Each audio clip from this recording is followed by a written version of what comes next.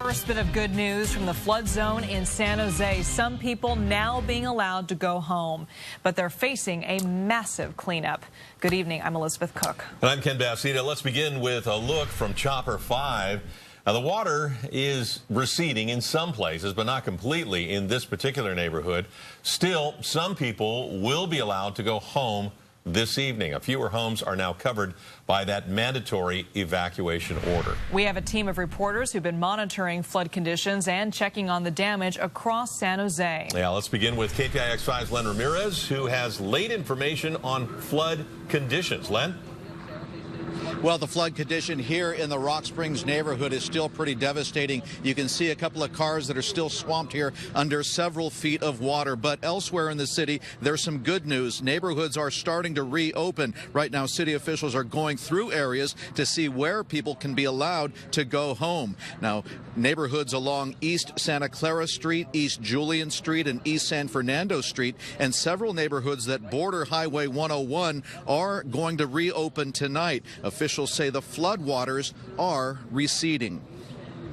As expected, we've seen the floodwaters recede. That's not to say that all homes and properties are out of the floodwaters. It's just to say that we've seen the floodwaters recede. Many of the firefighters here. Now, several people have been trickling back into their apartments and homes here in the Rock Springs area. We did follow a couple of them home. Right past the body of a drowned skunk, Jonathan Rascon Mata walked to his flooded Rock Springs Avenue apartment wearing homemade trash bag booties. He doesn't want the filth to ruin his last pair of shoes. Just wrapped it up in plastic so I don't, get my shoes dirty because then I would have to throw them away. Can't afford to throw them away right now. He wore them as he entered his apartment for the first time since the flood. Here's why. Yeah, it's pretty bad. The first floor is covered by a thick film of mud. Furniture, electronics, kitchen appliances, all ruined. It's a lot, You can't come back to your own house. So it's a big loss. Throughout the neighborhood, it's flooded cars, some swamped in mid-street as they tried to drive away, and flooded homes. Most of the apartment buildings are spray painted with an X on the wall or garage, meaning the city deemed it unsafe to occupy. We didn't get any warnings, so, they kind of just let the water out. And this happened. So if they would have gave us a warning or something to close out at least or something. Neighbors began cleaning up and salvaging what they could. But not all homes in the flooded area are red tagged. It's kind of dry already a little, but not. Lorraine Ortega's Center Road apartment had just a couple of inches of water inside. She'll lose some carpeting, but that's about it. I had to stay at a motel last night because I just coming home right now. It was scary. It was very scary. Back here with our live picture in the Rock Springs neighborhood, you can see a graphic demonstration of that receding water. The water up to the mid-window level on those cars behind me, but over the last couple of hours, the water has gone down by a couple of feet, but it's still a couple of feet deep here, and so the particular neighbors who live in this area will not be allowed to go home, perhaps for a couple of days, because the situation is still too dangerous and a lot of homes here remain red tagged. Reporting live in San Jose, Len Ramirez, KPIX5. Thousands were ordered to evacuate, and at this hour, many are preparing to spend another night outside their homes. RMT coverage continues with KPIX5's Kit Doe live at a flooded home. Kit? Yeah, we're live here on 17th Street, just south of Santa Clara Street. And in the past 2 hours, we have seen Coyote Creek actually drop about a foot in 2 hours or so. As a result, the city has lifted a lot of the evacuation orders in a vast majority area west of 101. We also follow some residents home where they came home to a muddy mess. Along Coyote Creek, the urge to go home is powerful, even though there may not be much of a home to go back to. We are in San Jose's northernmost flood zone at the South Bay Mobile Home Park, one of 3 mobile home parks right next to each other along Oakland Road. All are under a mandatory evacuation order, but that didn't stop Raymond Din and his mom, who bought matching galoshes to trudge through the floodwaters. Why do you feel the need to go back home today? We need to get our clothes because we don't have any clothes to change into. 150 mobile homes are surrounded by water. The water is about waist deep, but since they're all elevated, most were not damaged inside. That has allowed some people to come and go. Hello. And even stay in their homes, including this woman who didn't want to appear on camera. Genevieve Lozano says it's been an exhausting 2 days watching the floodwaters. I'm tired. I am. And I know the people are tired and they want to come home. In downtown San Jose near 15th and William Streets, the creek has dropped down several feet. Homeowners are finally able to get back home and assess the damage. Jean-Marie White's backyard is a mess, but it could have been a lot worse. Contractors were in the process of renovating the house and had not yet completed the work. We're going to keep going. The water's receding very quickly. I think there's about an inch of water left maybe in my basement. And I think that by tomorrow, maybe that water will be gone. Alrighty, so to recap, those 3 mobile home parks still evacuated. We've got Rock Springs and also a chunk of the William Street neighborhood also evacuated as well. The city has an updated map on their website. You should check it out. The city also only keeping open the evacuation centers at James Lake High School and Evergreen High School. They're shutting down the other locations. And we're live in downtown San Jose. Kit Doe, KPIX 5. This will give you a better idea of what we're talking about. Here's another map of the area that flooded. You can see it's right along Coyote Creek. The north end is where the creek runs under Highway 101 up near Taylor Street, and then south to 280 between McLaughlin and South 12th Street. And the main source of this flooding is water from the Anderson Dam. Meteorologist Paul Diano tells us how officials are investigating exactly what went wrong. Paul? And we know where it started. Started right there, the Anderson spillway. This is the extra water from that reservoir, which hit 100% capacity. Water's been gushing down there for days. City officials said today they were monitoring the creek. They say they did not expect this much flooding, but it happened. Chopper 5 was over the dam this morning. Even though the rain has stopped, water is still pouring over the spillway. That's what it looks like today. It's like day number 4. All that water drains into the bay, but first it has to go through Morgan Hill and then into San Jose. That was the problem. This is the first time the water has gone over the spillway at all since 2006. So how high did the water get? At its peak, Coyote Creek reached 13.6 feet at Edenvale. That broke the previous record set back in 1922 by nearly a foot. Thankfully now at that one location it is down below flood level, 9.9 feet. In Madrone, water levels are down from 12.6 feet down to 8 feet. City water officials say the creek should have been able to handle this increased runoff. What we know at Rock Springs is that the breach of that creek happened at a flow level much below the capacity of the channel.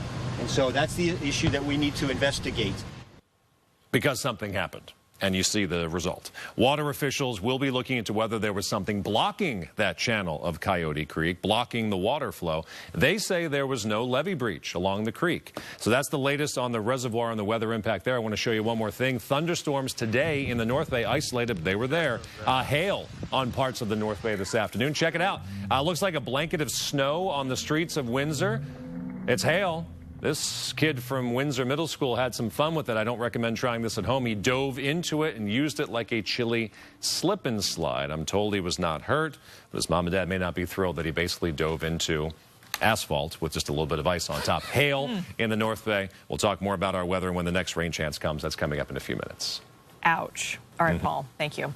Well, about a half dozen horses are still stranded in the flood waters. When neighborhoods flooded, so did ranches and paddocks sprinkled along the Coyote Creek.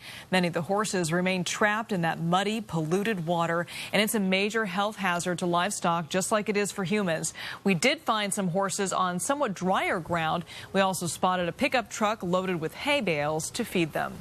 Well, the floodwater was too much for a busy stretch of Highway 101 in San Jose. KPIX 5's Ann Makovic on the lake that ruined the morning commute. This lake on Highway 101 at McKee Road literally happened overnight. Flooding from Coyote Creek expanded across each lane starting at 8 p.m. And at 4:30 this morning, the CHP had to shut down the entire highway and wait for it to recede. It's extremely stressful on everybody involved. Normally, when this area floods, crews pump water into Coyote Creek.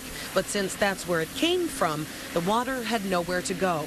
Go up the ramp behind you. Turn around. Commuters didn't know where to go. They were turned away at highway on-ramps and traffic stacked up on all of the surrounding roadways. Delays continued long after the CHP started reopening lanes just before 9 a.m. It took us about, almost 45, almost an hour just to get to here. And how many miles was that? That's about 5 miles. Just before 10:30, all lanes reopened after being fully closed for 6 hours. I've been doing here in San Jose for almost 20 years, and this is the worst I think I've ever seen it. I've never had an all lanes blocked flood before on any freeway. And while all of the lanes are clear here now, there's no real plan in place to make sure this doesn't happen again. In San Jose, Ann Makovic, KPIX5. This storm has dumped several feet of new snow in the Sierra. Skiers are taking advantage of it. Right now, there's so much snow, avalanche control experts have been called in. KPIX5 reporter Juliet Goodrich and how crews are trying to reduce the risk of snowslides. Juliet? Yes, there is that concern about avalanches, but first, before we get to that, the ski day is wrapping up right now, and this is something we haven't seen in a while. Sun and all of this snow. Just take a close look at this. We're at Sierra at Tahoe Ski Resort, and as they finish up the day today, the snow was incredible after an overnight storm, but yes, it does come with its share of concerns. There is so much snow in the Sierra, it has already surpassed last year. Even in the Alps, I cannot see so much snow as I see it today here. In the Alps? Alps, yes. And while getting to the resorts may be challenging with the road work being done to repair a stretch of Highway 50 that buckled, the payoff was worth it to the Bachmans who drove up from rain-soaked Petaluma. We caught some blue sky today, and it's just going to be a wonderful day of skiing. And skiers are coming from all over to experience it, like Gene Gilton from Brooklyn. Crazy how much snow they have here. It's unbelievable. I've been coming here for 20 years. I've never seen anything like this. Now, there's so much snow up here, only a few lift chairs are operating. That's because they have to clear off a lot of the slopes and do avalanche control before they can get the other chairs going. Stephen Hemphill is with Sierra at Tahoe Resort and says all of this snow means extra avalanche precautions. Our ski patrols up here extremely early in the morning running what we call avalanche routes to make sure that the mountain is safe and ready for opening. By setting off explosives, doing things called ski cutting. And what ski cutting does is it actually will set off an avalanche where in an area where it might go off pretty regularly. I did not see so much snow in Alps. Last year I was in Alps in France. Did you hear that boom? That's avalanche control. Oh, yeah. But with all of those precautions in place, skiers could have quite a season this year. You know, there's resorts around the lake that are already saying into July 4th. We're talking summer skiing. Yes, he said July 4th. And as one skier described it, he said it was epic. But keep in mind, the drive up here, especially last night, we were enduring chain controls and avalanche controls. Be careful. And when you come up here, there is that road delay along Highway 50, but it's not too bad. In the Sierra, I'm Juliet Goodrich, KPIX5. We just got word that Niles Canyon Road has reopened. Caltrans is working hard to clear that road after several mudslides. A 4-mile stretch had been closed since Monday. And for more on the flooding in San Jose coming up, our Julie Watts will take a look at what is and what is not covered for those who have flood insurance. We have some developing news out of Dublin tonight. An Alameda County Sheriff's deputy is in critical condition with severe head trauma. He was hit by a bus used to transport inmates. It happened this morning at the transportation yard at the Santa Rita jail. Deputy Mike Foley had just arrived for his shift about 6 a.m. and was apparently walking across the lot when a fellow deputy accidentally hit him going about 15 miles per hour. The sheriff says the driver simply did not see Foley in his path. I'll remind you at 6 o'clock in the morning, the parking lot is extremely dark. The asphalt, which is dark, was covered with water from the recent rains. and the deputy who was struck was wearing dark navy blue clothing. Deputy Foley has been with the Alameda County Sheriff's Department since 2007. He also spent 30 years with the Concord Police Department. He's undergone several surgeries and is still listed in critical condition. New accusations about the agency that regulates air pollution. Coming up, the claims the agency has been destroying documents involving major polluters. Plus, a dog trapped on a Bay Area cliffside, the heroic effort to get that frightened pup up to safety. And Harrison Ford's airport close call caught on camera. New at 5, new accusations against the Bay Area Air Quality Management District. KPIX5's Susie Steimel on some claims the agency cut brakes to big polluters and then destroyed the evidence. I've worked with these people for 16 years. Excuse me. And it's really hard to think that this type of stuff is happening. For Michael Bachman and Sarah Steele, being fired from their jobs at the Bay Area Air Quality Management District has been emotionally taxing, expensive, and personal. They're coming forward today because they say the health of the Bay Area is at stake. It's about our health. It's about our kids. It's about our air. And we set the precedent here in the Bay Area for the whole world. Sarah and Michael worked in the records department. They claimed they were pressured to destroy documents that would prove emissions violations at refineries, complaints from the public about those refineries, and a lack of enforcement on behalf of the district. Both say they refused to throw any records away, and both reported their superiors. Less than 1 month later, without notice, I was terminated on a Friday morning. Those records are really important because it provides a foundation for any enforcement actions that are going to be happening in the future. The district released this statement, quote, "The data that former employees have accused the agency of destroying are in fact all available in electronic format for public review. All allegations were thoroughly investigated by an independent third-party investigator and were determined to be false and without merit." If they're truly investigating, they may be trying to get down to the bottom of what's going on. If they're not truly investigating, it can be done to try to cover something up.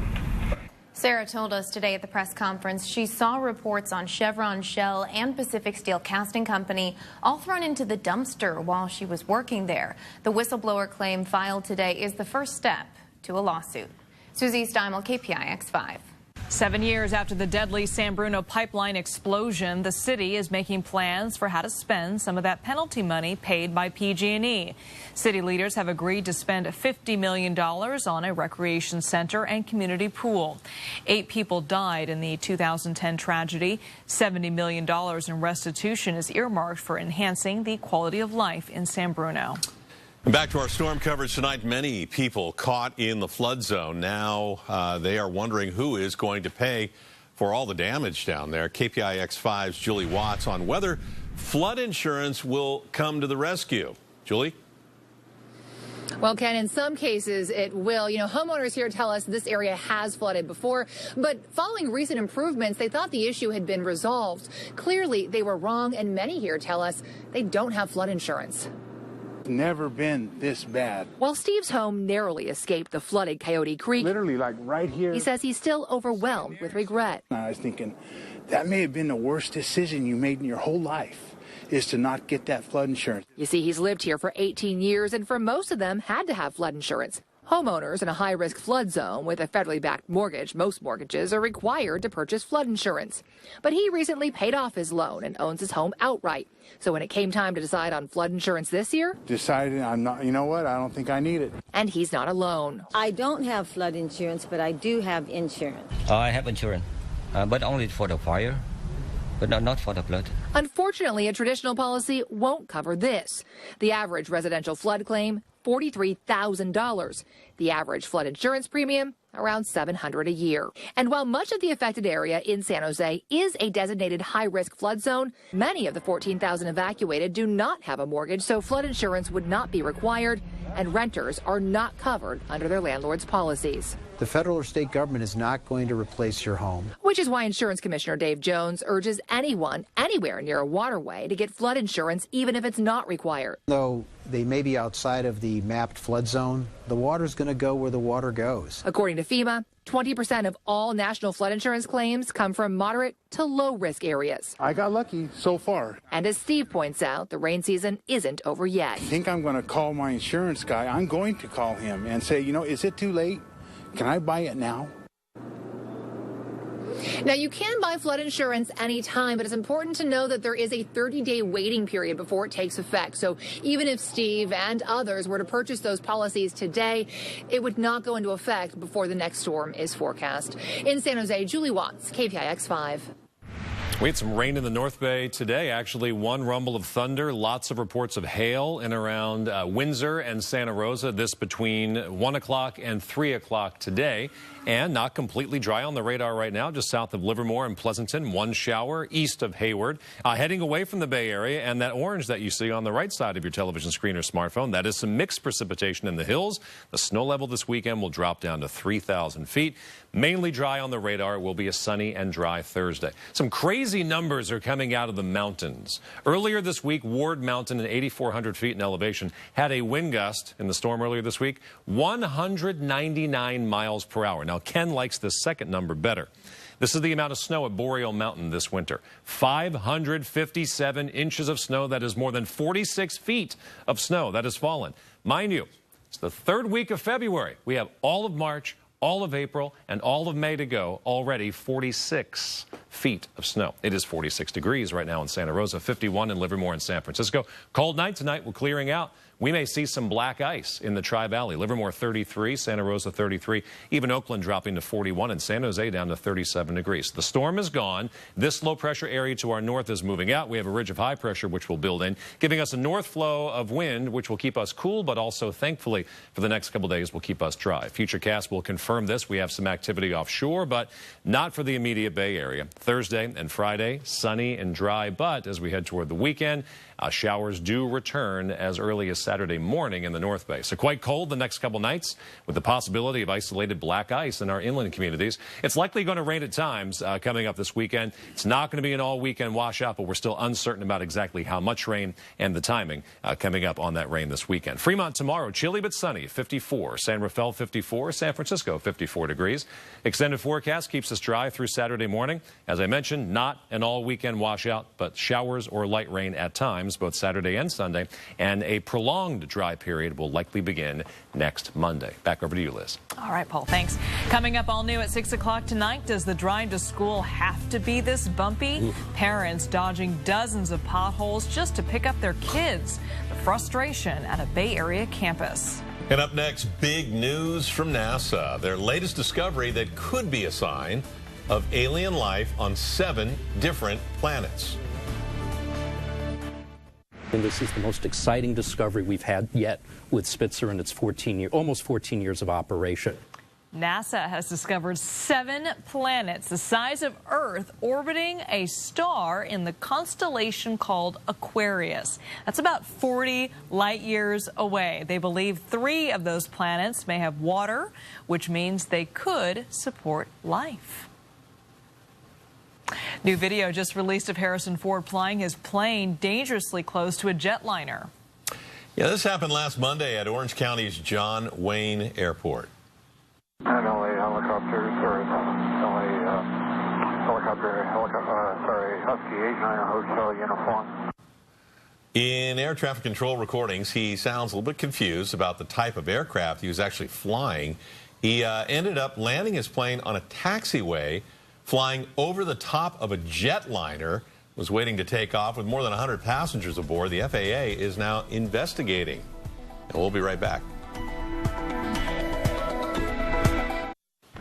New at 5, some scary moments for this dog in San Francisco. It somehow got stranded on the cliffside at Fort Funston today. Now, police with the Golden Gate National Recreation Area were able to get down there within minutes to get that scared dog back to safety. All right, well, CBS EV News is next. Coming up at 6, we'll examine the risk of a Bay Area mega flood. See you back in 30 minutes.